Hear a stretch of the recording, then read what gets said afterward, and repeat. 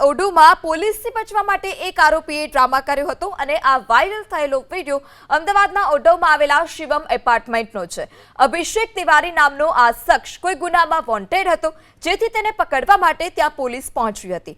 પોલીસથી બચવા તે એપાર્ટમેન્ટના 5મા માળની છાજલી પર ચડી ગયો અને ધમકી આપવા લાગ્યો કે જો મને કોઈ પકડવાની કોશિશ કરશે તો હું અહીંયાથી કૂદી જઈશ। સમગ્ર ઘટનાનો વિડિયો પણ વાયરલ થયો છે। લોકોએ મોબાઈલ કેમેરામાં આ વિડિયો કેદ કર્યો, જે બાદ પોલીસ અને ફાયર વિભાગને જાણ થતાં જ તેઓ તાત્કાલિક ઘટના સ્થળ પર પહોંચ્યા। 3 કલાકની સમજાવટ બાદ આખરે આરોપી નીચે ઉતર્યો હતો અને જે બાદ પોલીસે આગળની કાર્યવાહી હાથ ધરી છે।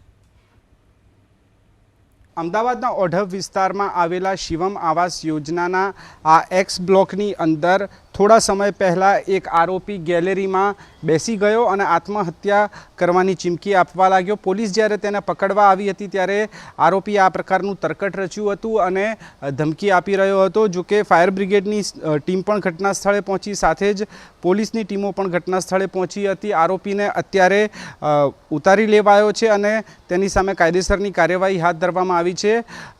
ગુનાના સંડોવણીના આરોપની અંદર પોલીસ જ્યારે કાર્યવાહી કરવા પહોંચી હતી ત્યારે આરોપીએ આ પ્રકારનું નાટક કર્યું હતું। હાલ પોલીસે આરોપીની અટકાયત કરી લીધી છે અને કાયદેસરની કાર્યવાહી અને તપાસની તજવીજ હાથ ધરી છે। અજય પાંડે સાથે તેજસ મહેતા, ABP અસ્મિતા, અમદાવાદ।